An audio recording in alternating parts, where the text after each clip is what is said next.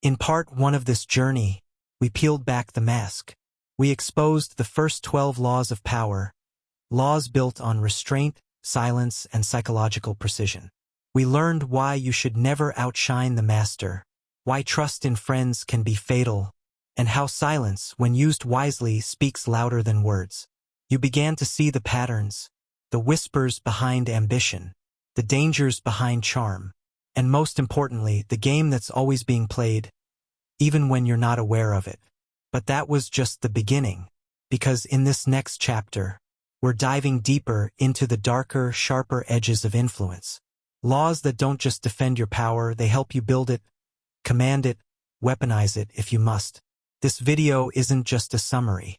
It's a survival manual, a mindset shift, a transformation, and it's made for you if you've ever been underestimated, if you've felt manipulated, outplayed, outmaneuvered, if you know there's more in you, but you need a strategy to unlock it.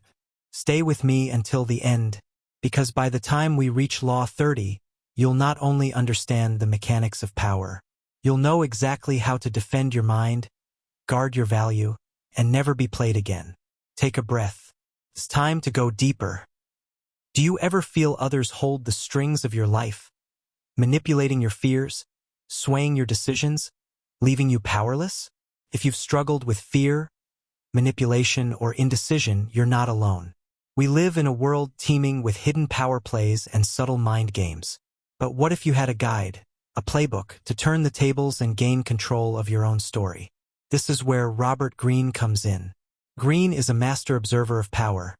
His best-selling book, The 48 Laws of Power, has sold millions, distilling 3,000 years of wisdom into 48 essential principles. Immoral, cunning, and practical. These laws serve as a manual for anyone interested in gaining, defending, or understanding power. Each law is drawn from the triumphs and blunders of history's great strategists, from ancient emperors to modern con artists. Why do these insights matter now? Because in today's high-stakes social jungle, be it in the office, relationships, or online, we're constantly navigating power dynamics. Greene's laws shine a light on the dark corners of human behavior, revealing how influence really works.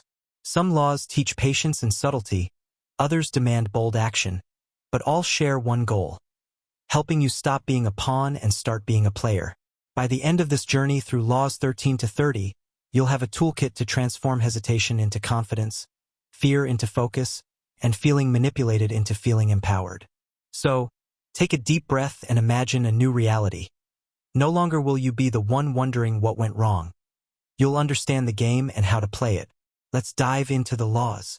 Each one comes with a vivid lesson, relatable examples, and a chance to reflect on your life.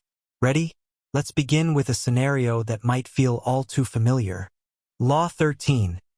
When asking for help, appeal to self-interest, not to mercy. Imagine you need a favor at work. Say, extra help on a project or an introduction to a valuable contact. You might be tempted to plead, "Please, I'm struggling. I really need your help." But Greene's Law 13 flips the script. Never beg for mercy or play on sympathy. Instead, highlight how helping you helps them. Why? Because self-interest is the engine that drives people. Think about it. What truly motivates you or anyone else to go the extra mile? It's usually because there's something to gain. Greene bluntly states that self-interest is the greatest motivator. So, frame your request to show the other person what's in it for them.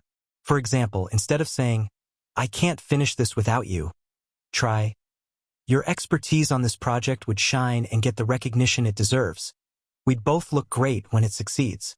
Now you're appealing to their pride and benefit. This approach isn't just a trick. It's respectful of reality. People naturally prioritize their own interests. A historical anecdote. During the Renaissance, a patron might fund an artist not out of kindness, but because the art would bring them prestige. The artist who understood this, like Leonardo da Vinci, would pitch their work as bringing glory to the patron, not as a personal neediness. The result? Both sides won. Reflection. Look at your own life. Is there a situation where you need help?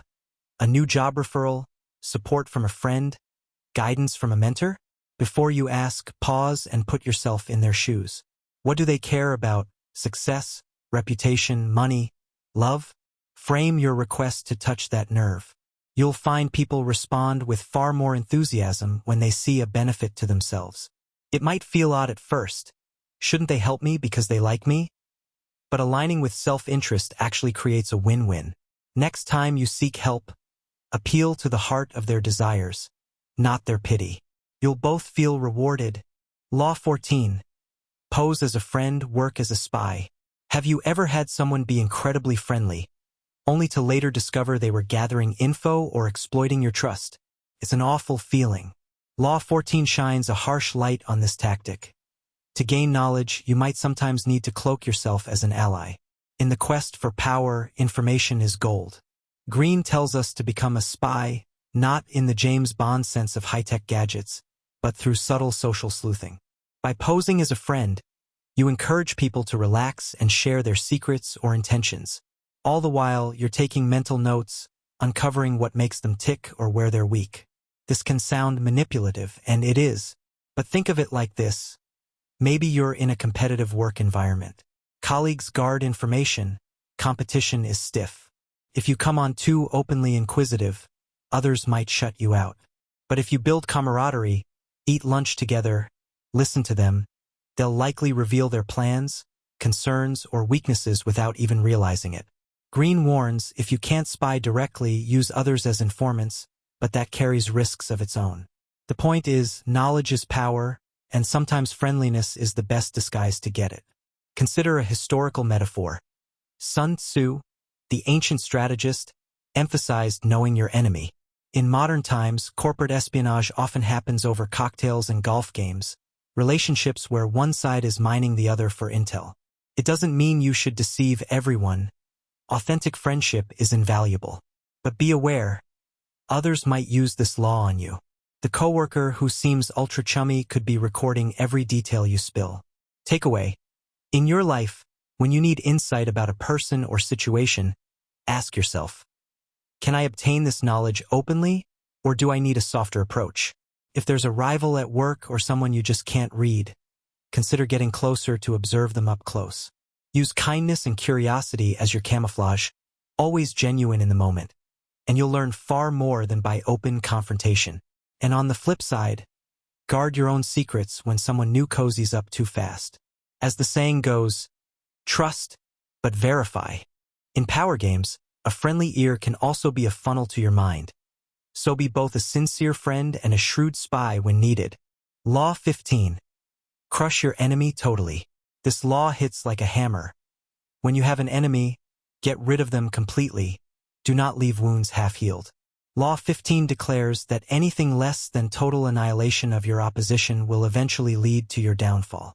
It sounds brutal, and it is, but Greene's point is rooted in human nature.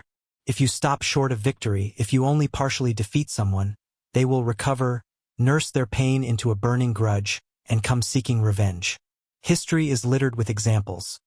Think of a deposed king exiled rather than executed, who returns with an army years later, or a business rival who, once merely humbled, regroups and launches a fierce counterattack. In everyday terms, consider a workplace scenario. Suppose you're vying for a promotion against a colleague who has been undermining you. If you sort of call them out, enough to embarrass but not enough to resolve the issue, they may lick their wounds and later sabotage you more viciously. Greene's advice is extreme. Leave no room for retaliation. That might mean, in the office example, decisively proving their misconduct to higher-ups so thoroughly that they're removed from the picture entirely. If they're gone, they can't strike back. Yes, this feels ruthless, almost Machiavellian. And in personal life, it must be applied carefully. We're not suggesting you literally destroy people. The spirit of the law is to resolve problems fully. If someone is a true threat or toxic influence, deal with it completely. Don't let them linger in a position to harm you. Maybe that means legally protecting yourself from a harasser, or cutting ties cleanly with a manipulative ex-partner instead of dragging out a toxic friendship. Partial measures can lead to prolonged pain. As Greene notes, peace comes only when the enemy no longer exists, figuratively or literally. Reflection. Is there a negative force in your life you've only half confronted?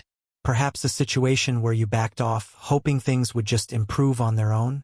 Law 15 challenges us. For the sake of your own peace, sometimes you must be unequivocal and final. It's a scary thought, totally crushing an enemy, but think of it as closing a chapter for good. By removing the option of revenge against you, you secure your future tranquility.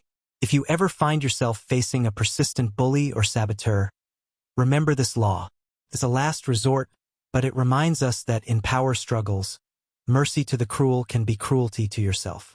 Handle your conflicts decisively so they never rise to haunt you again. Law 16. Use absence to increase respect and honor. Have you heard the saying, absence makes the heart grow fonder? Law 16 is built on that insight. When you're always available, always visible, people start taking you for granted. You become part of the backdrop.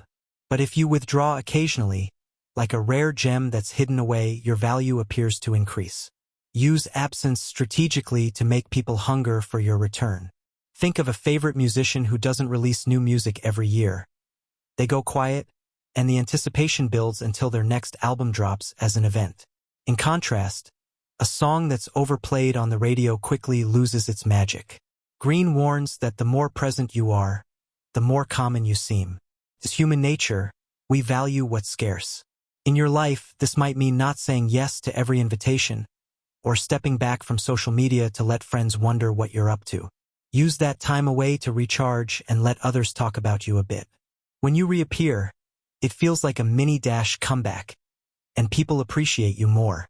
This isn't about playing mind games or acting aloof just for ego's sake. It's about setting healthy boundaries and increasing your perceived value. There's a psychological aspect here. We often don't know what someone truly brings to our lives until they're not there. By occasionally removing yourself, you create a void that only you can fill. An historical example. Queen Elizabeth I would sometimes retreat from courtly life, and her courtiers would buzz in her absence, speculating and missing her presence. When she returned, she was welcomed with even more admiration. Your absence is a powerful presence in itself when used right. Practical takeaway. Is there an area where you're overextending your presence? Maybe at work you volunteer for everything and find people just assume you'll always cover things. Try pulling back just a little. Or in a relationship, if you're always the one texting or calling, give a bit of space. See how respect or appreciation might grow.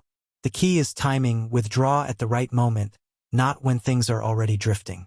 Greene notes that coming back after a well-timed absence can feel like a resurrection to others. They'll realize how much they need you. Use this law to ensure you are valued for your unique contributions, and remember, you are a limited edition, not a commodity. Law 17. Keep others in suspended terror. Cultivate unpredictability. Routine can be comforting, but in the game of power, predictability is a weakness.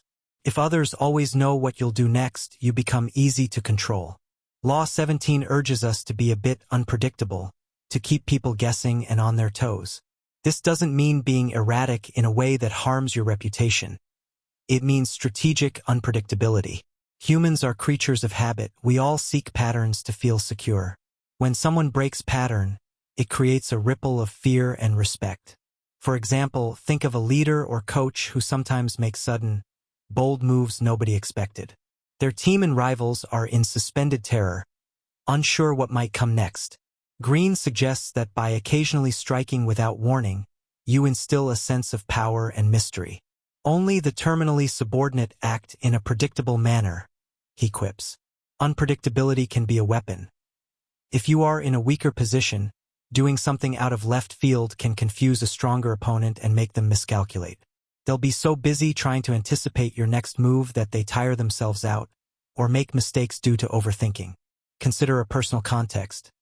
Have you ever been in a debate or argument where the other person thought they had you figured out? If you suddenly agree where you usually push back, or ask an unexpected question instead of defending yourself, you throw them off balance. They lose their grip on the situation. Rhetorical judo like this can shift power in an interaction. Another example. If you're negotiating and typically you're the one who concedes, try doing the opposite. Pause and hold firm unpredictably. The other party might panic and give ground, unsure how to handle the new you. Emotional checkpoint. Does being unpredictable feel uncomfortable? Many of us like being consistent and understood. But ask yourself, are there areas where predictability has made you vulnerable? Maybe a colleague always knows you'll cover for them, or a friend knows you'll lend money and they exploit that. It might be time to break the pattern. Start small. A surprise decision here, a change in routine there. Watch how it shifts others' behavior. They may start treating you with a bit more caution and respect, sensing that they can't take you for granted. As Greene points out, when people don't understand you, they can't control you. Embrace a dose of mystery. You're the author of your story. No one should be reading ahead in your script. Law 18. Do not build fortresses to protect yourself. Isolation is dangerous.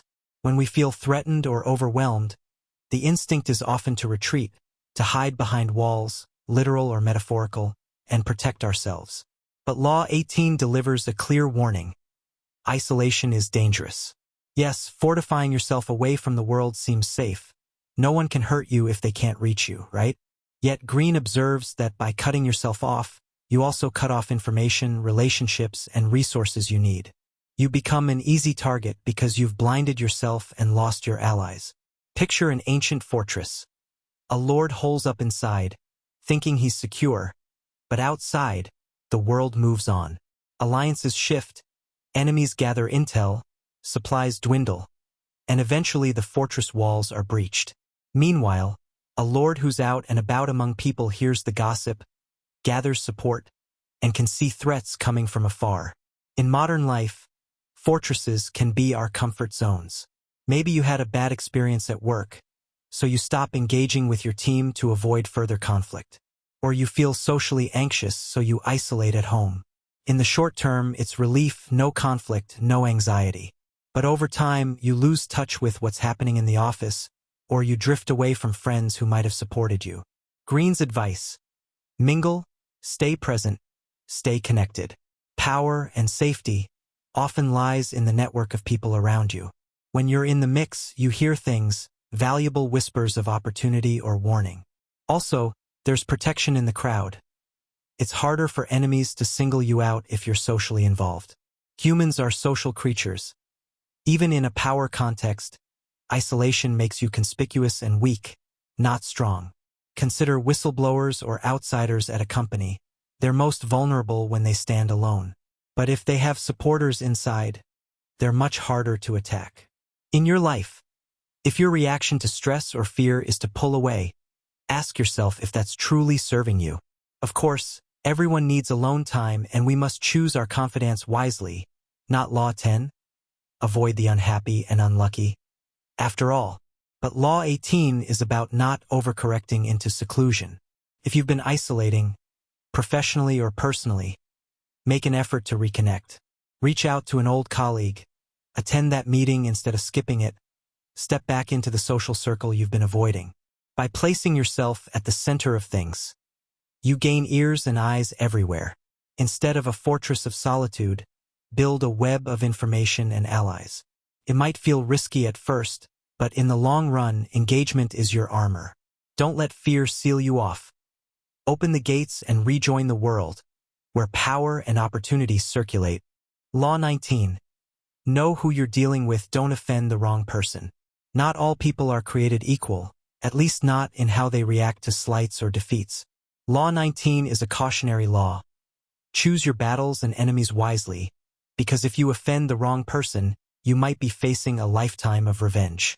Greene points out that some individuals, once hurt or beaten, will never let it go. They'll brood, plot, and retaliate when you least expect it. Others might shrug off an insult or loss and move on. But the wrong person will nurse a grudge like a poison they intend to serve back to you. In simpler terms, know who you're dealing with. Is that coworker you're about to publicly embarrass known for being chill, or do they have a reputation for holding grudges? Is the customer you're arguing with just venting, or are they the type who might sue at the slightest provocation? Greene suggests the ability to read people is one of the most important skills in maintaining power. Don't rely on surface impressions or your gut alone. Study their history, watch their reactions over time. Some folks have soft egos that bruise easily. Call them out in a meeting and they'll make it their mission to undermine you forevermore. Others might even appreciate the challenge. A famous historical case. Napoleon Bonaparte once said, "Never interrupt your enemy when he is making a mistake." Similarly, never poke at someone who could be a cannon aimed at you later. The Italian diplomat Niccolò Machiavelli warned princes to either caress or crush their rivals. Never halfway. If you can't crush Law 15, then at least be very careful about causing lasting offense. Sometimes it's wiser to let things slide or give a small concession to keep the peace with a potentially vengeful person. This isn't cowardice. It's strategy.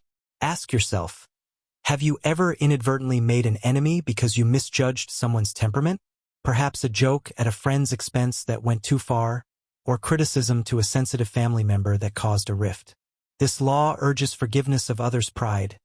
Better to swallow your need to be right or dominant in the moment if it means avoiding war with a spiteful opponent.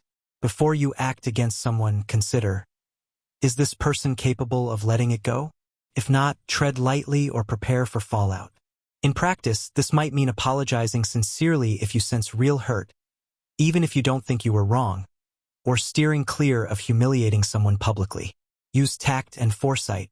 As Greene reminds us, measuring people correctly is critical. Don't just see the face they present. Understand the person inside and the grudges they might carry. It could save you from unknowingly igniting a feud that burns out of control. Law 20. Do not commit to anyone. Independence, true independence, is power. Law 20 encourages a stance that might feel lonely in a world that demands loyalty. Commit to no person or side, except yourself. In other words, don't pin your destiny on another's cause. By remaining unaligned, you become a prize to be courted by all and owned by none. Think of a skilled mercenary in a medieval kingdom. Every lord wants their service, but no lord controls them. Or a modern consultant who works contractually for multiple companies, valued by all but free to walk away at any time. When you hold back from joining any faction, you gain a reputation for being your own master. People respect what they can't have. If you loudly take a side, yes, you get the support of that side, but you also inherit their enemies. Greene's advice is to play both sides when necessary, or neither. By not committing, you can even pit opposing forces against each other, with you as the neutral mediator who everyone wants on their team. It's a bit like being the only single person at a dance where everyone else is paired up. Suddenly, you're in high demand. Now, this doesn't mean be a flip-flopper with no values. You can have principles, but be wary of binding alliances. For instance, in office politics, if two departments are feuding, avoid openly joining one camp. Stay friendly with both if you can. You'll often find each side will then trust you with information or seek your favor, which quietly increases your leverage.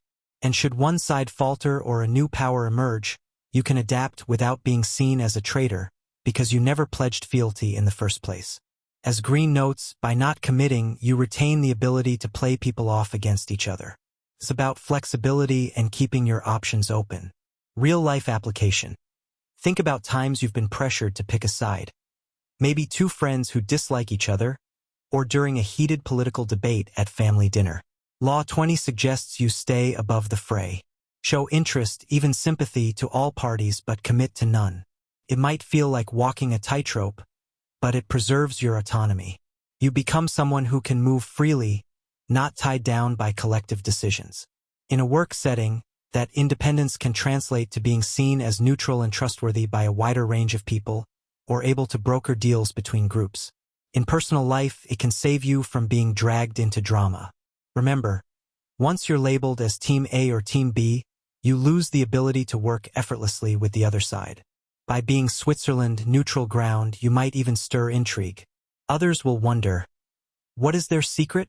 Whose side are they on? The answer is your own side. You are on your team, and everyone else is a potential collaborator, not a master. Stay free and you stay powerful. Law 21. Play a sucker to catch a sucker. Appear dumber than your mark. Nobody likes to feel stupid. In fact, many people will do anything to avoid the humiliation of being the dumb one in the room. Law 21 exploits this quirk of human nature with a cunning strategy. Pretend to be less smart than the person you're dealing with so they drop their guard. In other words, play the fool to lull another fool, and then catch them off guard. Greene's insight is that once someone believes you're intellectually inferior, they won't imagine you have hidden motives or clever plans. They'll think they've got the upper hand, which is exactly when they become vulnerable. Imagine you're negotiating a deal and the other party is a bit arrogant. If you come across as too sharp or aggressive, their defenses are up. But if you ask naive questions, maybe make a self-deprecating comment like, "I'm not an expert in this area, so I'm just trying to understand," they might feel smug and start teaching you. In doing so, they could reveal information or terms favorable to you. There's a classic con artist move where the con man pretends to be clueless, letting the mark feel superior. The mark struts right into a trap, thinking it was their own idea. We see this in detective stories too. The detective plays dumb, the criminal relaxes, then inadvertently confesses or slips up. By seeming harmless, you encourage others to show their hand. Greene's point here isn't to actually be dumb. It's to control the perception of your intelligence. Use people's ego against them. If they need to feel smart, feed that need and gain an edge. A historical anecdote: General Napoleon III, nephew of Napoleon Bonaparte, once deliberately mispronounced words and acted less informed, so that his political opponents would underestimate him. They joked about him, didn't take him seriously, and in the end, he outmaneuvered many of them to become Emperor of France. Check yourself. This law works best on the arrogant and the overconfident. It's a form of judo, using their own momentum, here, pride, to trip them up. Think of situations where someone has tried to one-up you intellectually. What if you let them win the little battle of wits? Smile and let them believe they're right, even as you observe quietly. You might later find an opportunity to act on something they revealed while basking in their superiority. It can be hard on the ego to act less smart than you are. We naturally want recognition. But Law 21 reminds us, power often grows in the shadows of underestimated minds. If no one sees you as a threat, you're free to move unguarded. So the next time you sense someone itching to feel like the smartest person in the room, give them that spotlight. Meanwhile, you'll be 2 steps ahead in the dark, setting up your next move, unnoticed and underestimated. Law 22. Use the surrender tactic, transform weakness into power.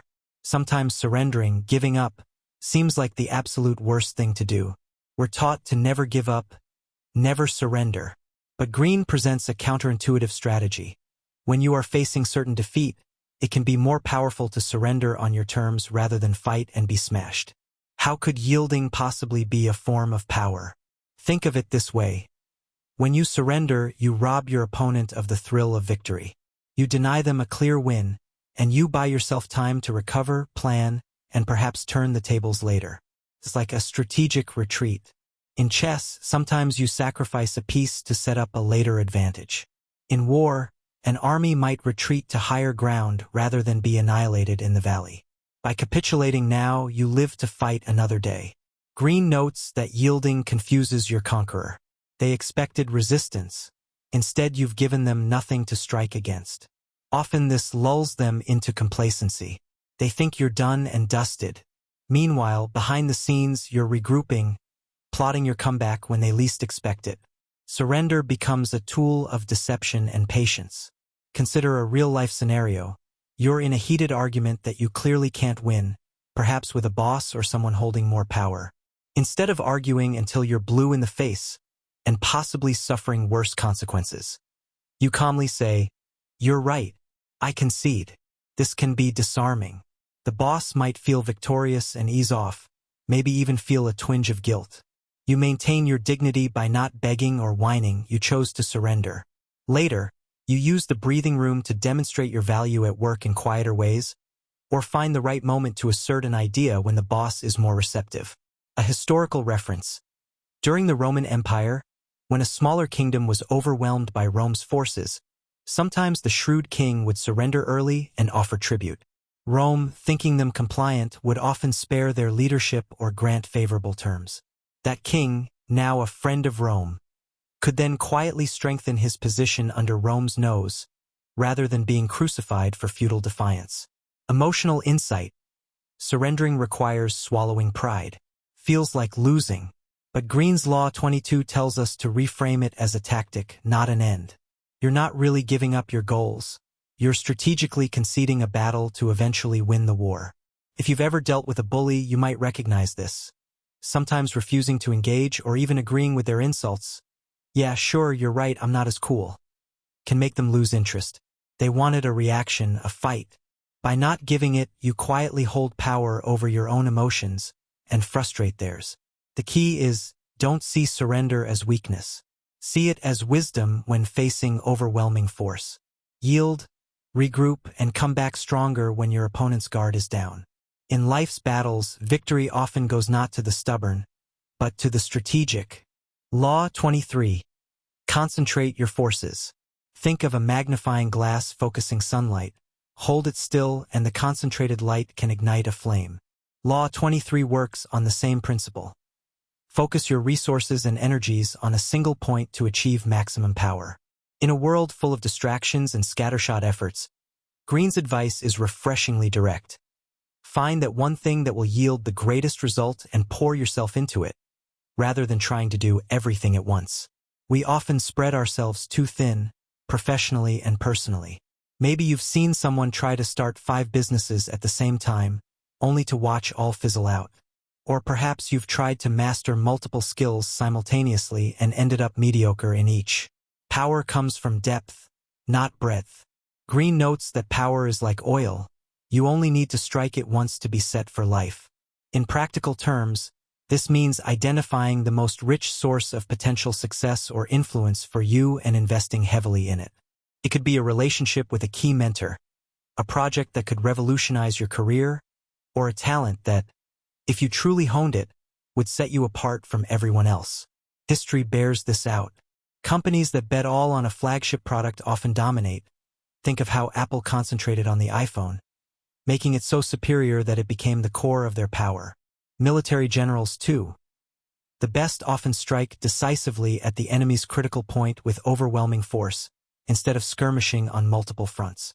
It's about identifying the jugular of a situation, the critical artery that, if you hit it, everything else falls into place. For you, maybe concentrating your forces means trimming the non-essentials. If you're juggling many goals, pause and rank them. Which one goal, if achieved, would make the biggest difference in your life? What is your oil well? Once you know it, consider reallocating your time and resources there. It might feel risky to put so many eggs in one basket, but scattered eggs don't hatch chicks. One well-incubated egg does. By focusing, you also demonstrate conviction and clarity, traits that attract support. People are drawn to those who clearly know what they want and are all in on achieving it. Takeaway: we live in an age of multitasking, but power often belongs to the specialist, not the generalist. As Greene advises, find the one rich source and tap it deeply. Whether it's cultivating a relationship with the one influential person who can open doors for you, or mastering one craft instead of dabbling in 10, concentration builds empires. Scan your life. What deserves your full focus? Once decided, channel your inner laser beam. Burn bright at one point instead of casting a weak light everywhere. You'll be amazed at the ignition of power that follows. Law 24. Play the perfect courtier. Picture the royal courts of old, filled with scheming nobles, each trying to win the king's favor without seeming like they're trying. The successful ones were courtiers par excellence. Graceful, flattering, discreet, and utterly in control of their image. In today's world, the court might be a corporate office, a political circle, or even a social group, but the dynamics are similar. Law 24 tells us to master the art of the courtier, to wield power through delicacy and sly subservience. It's about influencing the powerful without seeming like a threat, becoming a trusted insider who advances by charm and strategic compliance. So, what does a perfect courtier do? Greene lists several skills. Nonchalance. Appear calm and unimpressed, even when everything depends on you. The perfect courtier never looks flustered. Flattery, in moderation they flatter judiciously, making superiors feel admired but not in an obvious, sycophantic way. A genuine compliment here, a subtle praise there. Adaptability. They tailor their style and language to suit each person and situation. With the jovial boss, they're light and amusing. With the serious one, they're sober and respectful. Never upstage or criticize superiors. This is key. A perfect courtier never directly criticizes those above them or brings bad news without a silver lining. They solve problems quietly and let the boss take credit if needed. Mastering emotions and being self-observant. They are a bit like an actor, aware of how they come across, controlling impulses like anger or impatience. Be a source of pleasure. They make others feel better in their presence, through humor, good manners, or positivity. It might sound a tad deceptive or people-pleasing, but note, the perfect courtier never shows their ambition openly. They advance by making others feel secure and important. In return, they gain protection and advancement.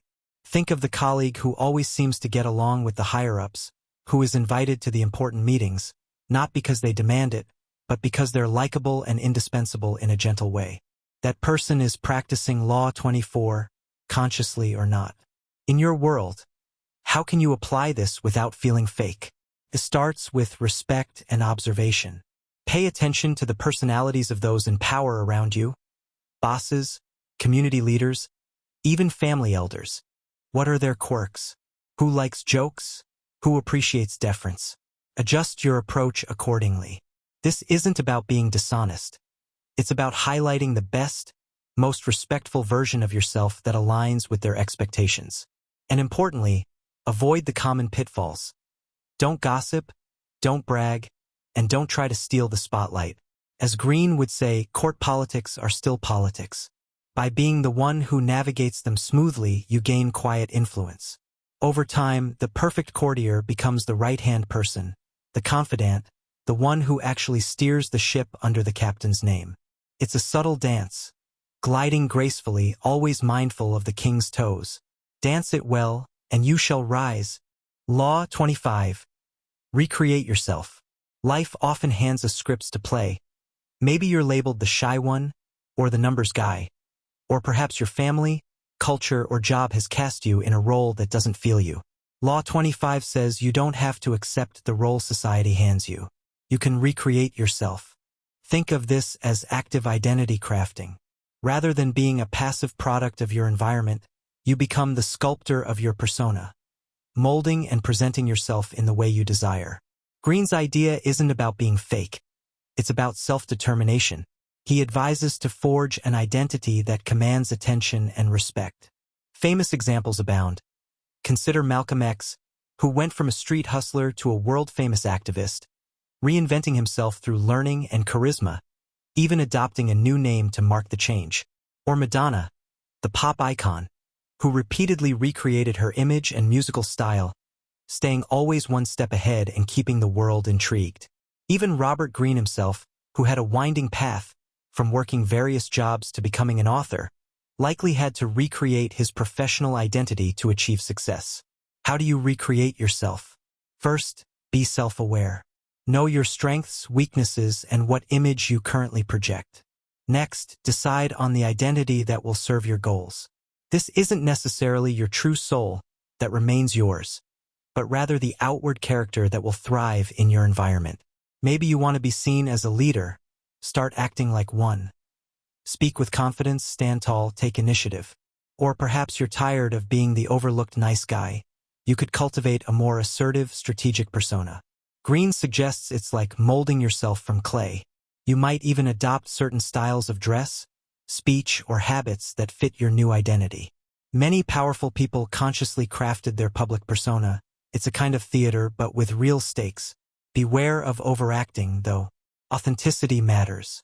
If your reinvention is too drastic or clearly phony, people will see through it. The key is to find aspects of you that you can amplify or reshape credibly. Think of it as an evolution, not a total lie. For instance, say you have a creative side that's been hidden under a mundane job role. Bring it forward in how you solve problems or present ideas. Gradually, others will start knowing you as that creative thinker instead of just another employee. Empowerment.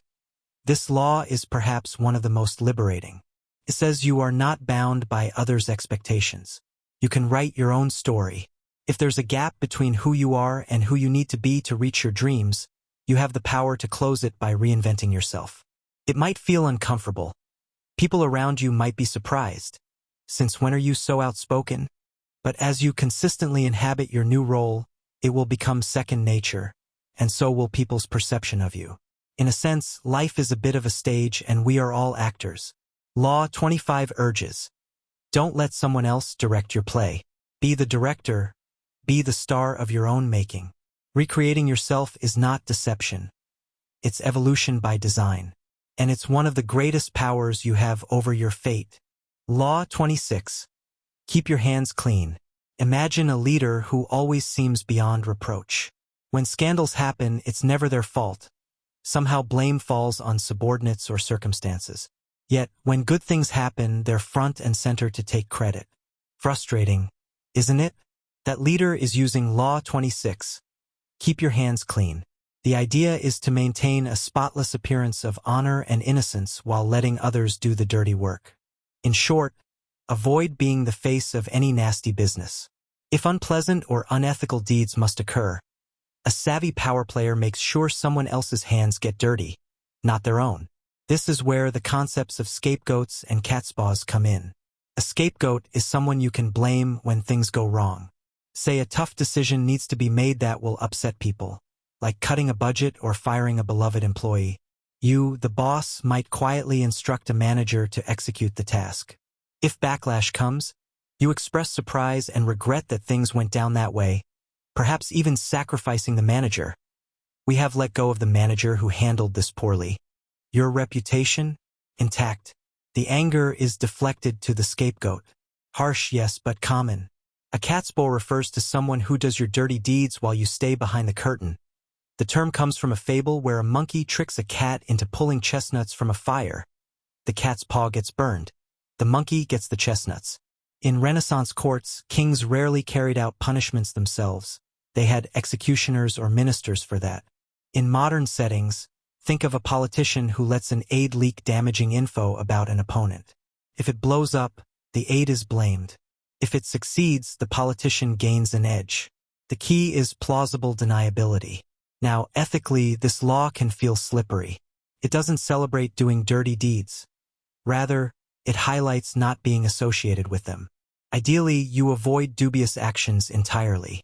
But when tough or unpopular actions are necessary, it might be wiser not to tie your personal image to them. Your reputation is a precious asset. Remember Law 5? Guard your reputation. Law 26 says guard it by keeping it unsullied. Real-world tip. You don't have to be a cutthroat CEO to apply this. Even in small things. Suppose a group of friends is deciding on something sensitive, and you know whatever the decision, someone will be upset. If you maneuver so that the decision appears to come from the group or another friend and not solely from you, you won't be the target of resentment. Or at work, if you suspect a project will fail, and your boss is asking who wants to lead it, perhaps let someone else volunteer instead of heroically taking the fall. It's a bit self-preservational. Greene would argue that in the quest for power, perception matters more than reality. If everyone believes your hands are clean, they are, in effect, clean. So avoid being the direct instrument of bad news, denial, or punishment. Whenever possible, find a proxy. Then, maintain that warm smile and impeccable record. When all you seem to bring is good news and success, your power and esteem grow, and the inevitable stains of life are on someone else's shirt, not yours. Law 27. Create a cult-like following by playing on people's need to believe. This law might sound almost diabolical, but it taps into a fundamental human craving. The need to believe in something. Whether it's religion, a political ideology, a charismatic leader, or even a brand, people are often searching for meaning, faith, and belonging.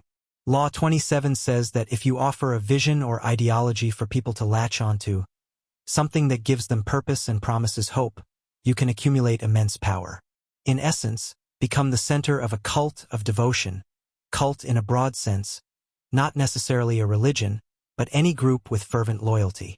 How does one create this kind of following? Greene outlines a few steps. Keep your words vague but full of promise. People should be able to read their own hopes into what you say. You're not selling specific facts. You're selling emotional satisfaction. For example, instead of, "I will improve X by 3%, a cult-like leader says, "I will bring you the success and happiness you deserve." Emphasize enthusiasm over logic. Stir feelings, use dramatic gestures, speak to the heart. The rational brain is a skeptic, but the heart is a zealot. Create rituals and appeal to the imagination. True cults use symbols, slogans, and ceremonies. These make followers feel part of something larger and special, turning obedience into a kind of game or faith. Disguise your sources of income. If you're benefiting, hide it. People want to think you're in it for the mission, not money. Many cult leaders live lavishly but keep followers convinced it's all for the cause. Establish an us versus them dynamic. Clearly define who the outsiders or enemies are. This unites your followers. Nothing bonds a group tighter than a common adversary or the idea that we have the truth, and they don't. Real examples. Look at some self-help gurus or motivational speakers. They have devoted followers who buy every book, attend every seminar, because those leaders offer belief, a almost spiritual confidence, not just advice. Or consider brands like Apple in the 2000s. They cultivated almost a cult following by presenting Apple as not just electronics, but a lifestyle and identity. Mac versus PC as a tribe mentality. Fans lined up overnight for products as if on a pilgrimage. The company gave them something to believe in: innovation, being different, a caution. Playing with people's need to believe is a powerful and dangerous tool. Ethically, it can lead to manipulation of the worst kind. Think of infamous cults that ended tragically. Greene isn't telling everyone to start a cult, but to recognize that charisma and visionary promises can generate intense loyalty. If you're in a leadership role, consider how you can inspire genuine belief in a positive vision. Speak to the higher ideals of your team or community, not just the mundane details. Make people feel they're part of a mission. Reflection. Have you ever been part of a cult-like following, maybe a fan base, a political movement, or even a workout program that felt like a tribe? What made it so compelling? Usually, it fulfilled an emotional need. Belonging, hope, a clear direction in a confusing world. If you ever find yourself needing to rally people, at work, in a volunteer group, etc., remember Law 27's lesson. Facts tell, stories sell. People will give power and money, time, loyalty to the one who provides them meaning. Use this knowledge wisely and ethically. If you don't, someone else might use it to lead you. Stay aware of your own need to believe, too. Don't drink the Kool-Aid unless you know who's pouring it. Law 28. Enter action with boldness. Think of the last time you hesitated. Maybe you wanted to speak up about an issue but second-guessed yourself. Or you had an idea for a project but approached it half-heartedly. How did it turn out? Likely not great. Law 28 proclaims a simple truth. If you decide to act, act boldly. Boldness has genius, power, and magic in it, to quote Goethe. When you move with confidence and full-hearted commitment, people sense it and often step aside, swept up by your momentum. Conversely, timidity and doubt infect your actions and invite others to challenge or ignore you. Greene says everyone admires the bold. Why? Because boldness shows certainty, and most people are uncertain. Boldness is momentarily intimidating. It suggests you know what you're doing, whether you actually do or not. Imagine you're at a crossroads and one person strides forward resolutely down one path, while another person wavers, looking left and right unsure. Human nature is to follow the one who appears to know where they're going. Bold action stands out. Timid action fades away. History has been shaped by boldness. Think of Alexander the Great, who at a young age conquered much of the known world. He often took audacious risks, like cutting the Gordian knot or charging into battle at the front of his army. His bold moves created a legend that made enemies lose nerve. In contrast, more cautious contemporaries were forgotten or outpaced. Or consider entrepreneurs. The ones who make a splash are those who launch with big, bold ideas. Even if they fail, the boldness sometimes attracts another opportunity. Now, boldness doesn't guarantee success, but Greene points out that even mistakes made boldly can be corrected. because people tend to forgive or overlook the error if the overall impression is one of confidence and decisiveness. However, if you act timidly and err, you'll get much less mercy. People see a timid mistake as a confirmation that you're weak or incompetent. It's a strange quirk. We are seduced by certainty, even if it's potentially misguided, and turned off by hesitation, even if it's caution. How to cultivate boldness. Start in small ways. Boldness is like a muscle, you build it by doing, by practice. Challenge yourself. The next email you write with a proposal, state your idea firmly instead of couching it in apologies. If you're meeting new people, instead of standing off to the side, walk up, smile, and introduce yourself confidently. Notice the energy it creates.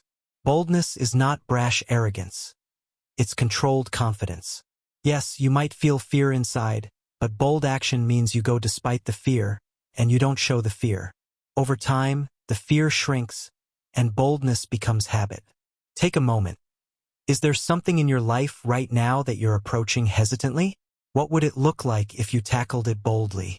Maybe it's as simple as a phone call you need to make or as big as changing careers. Plan your course and then charge at it. Even if you stumble, you'll learn and adjust.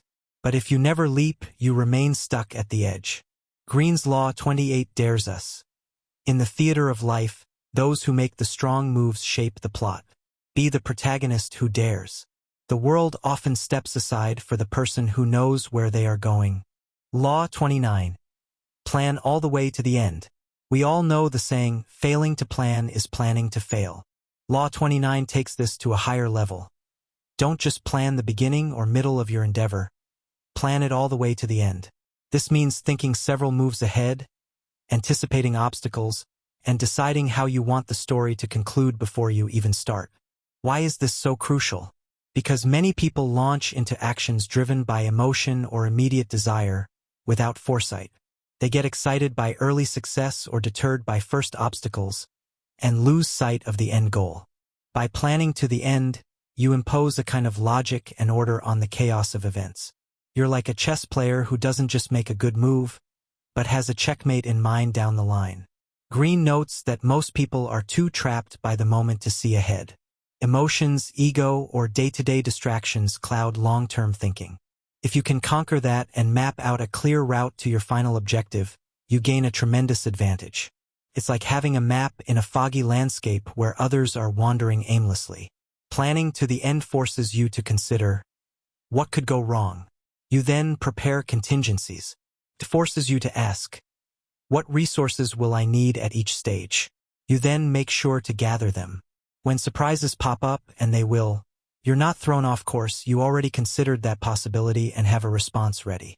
Consider a real example, launching a business. If you plan only to the product launch, you might not consider what happens if you get too many orders and can't fulfill them, causing backlash, or too few orders and run out of cash. But if you plan to the end, you'd set scalable systems for success or reserve funds for a slow start. Or think of a political campaign. The best campaigns plan not just to win the election, but how they will govern and deliver on promises after winning, which often determines if they truly succeed or get ousted next cycle. The law also has an interesting psychological benefit.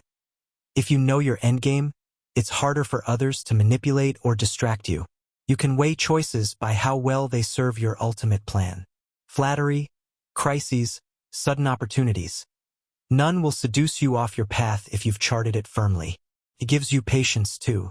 If you know the end is worth it, you can endure the troubles of the journey with more resilience. Ask yourself, do you have a clear end in mind for your major goals? Try writing down a vision of where you want to end up in a job, a project, a relationship, and then work backward. If I want that, what steps come before and what could block those steps? It's not about rigidly predicting the future. No plan survives contact with reality 100%. It's about preparedness and clarity. Your plan can evolve, but having it means each action you take has context and direction. Greene's emphasis is that vagueness is your enemy. A vague plan means a vague result or no result. A crystal clear plan is like a lighthouse, guiding you when nights are dark and storms hit. In sum, be the grand strategist of your life. See it like a movie where you are both the writer and the lead actor. Know how you want the final scene to play out, and direct every act towards that finale. You'll find that you feel more in control and less at the mercy of fate. And when others zigzag through life, you'll be progressing in a straight line toward your triumph, one well-plotted step at a time. Law 30. Make your accomplishments seem effortless. Have you ever watched a figure skater glide through a breathtaking routine? Or a speaker deliver a talk that had everyone spellbound? The best of them make it look so easy. You don't see the years of training, the falls on the ice, the sleepless nights crafting words. They hide the struggle and present only the smooth, polished result. That's exactly Law 30. Keep the hard work and clever tricks behind the curtain, and let your achievements shine as if they came naturally. Why do this? Because showing your sweat and toil can invite competition or skepticism. If people see every step of how you got there, they might say, "Oh, so you just did X, Y, Z, maybe I can do that too."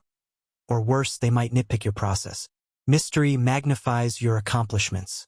If others can't fathom how you pull things off, they'll assume you have exceptional talent or some almost magical edge. This perception grants you an aura of power. It's the difference between a magician who explains his tricks and one who leaves you wondering, how on earth? The latter keeps you in awe. The former loses his mystique. Greene advises to never reveal how you reached your position of power. It's like a chef who doesn't share their secret recipe. Yes, people see the delicious dish, but the recipe remains your competitive advantage. By concealing the effort, you also avoid stirring envy. Colleagues who witness you agonizing late nights might start to feel competitive. If they're working that hard, I need to outwork them. But if you deliver great work and make it look easy, they'll be more likely to think you're just naturally skilled, which is a harder target for envy. After all, if it's talent, what can they do? Consider an everyday scenario. You're absolutely slammed with tasks, but you manage to deliver a fantastic report or event or product. When praised, instead of recounting the misery you went through, you smile and say something modest like, "I'm glad it worked out as well as it did." You don't need to broadcast, "I pulled 2 all-nighters and nearly lost my mind over it." As far as they know, you had it all in hand. Sometimes this even means you should make complex things look simple. A code of the court, tying back to Law 24, was never to appear to be sweating or working hard. Always be the swan gliding on the surface, while paddling furiously underneath where no one can see. A powerful side effect. When you make success look effortless, people imagine you have even greater capacity.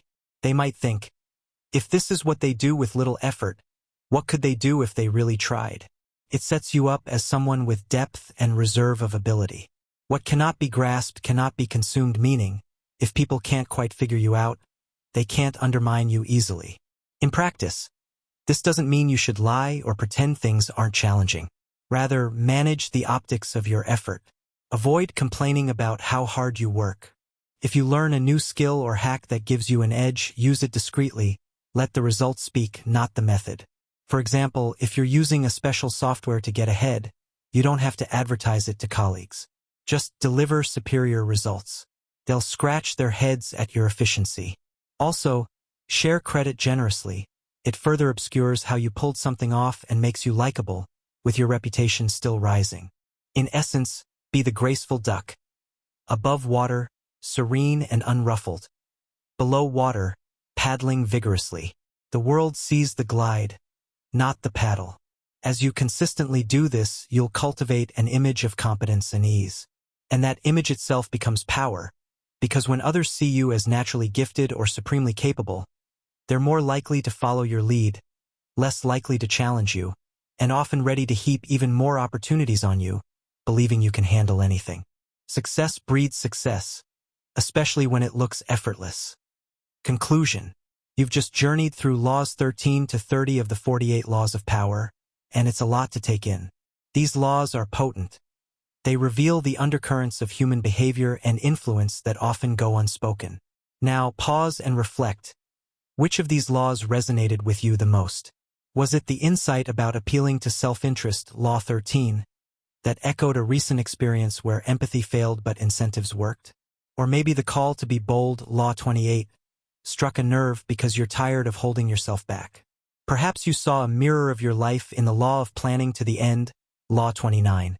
Realizing a bit more foresight could save you from needless heartbreak or failure. The true power of this knowledge lies in application and balance.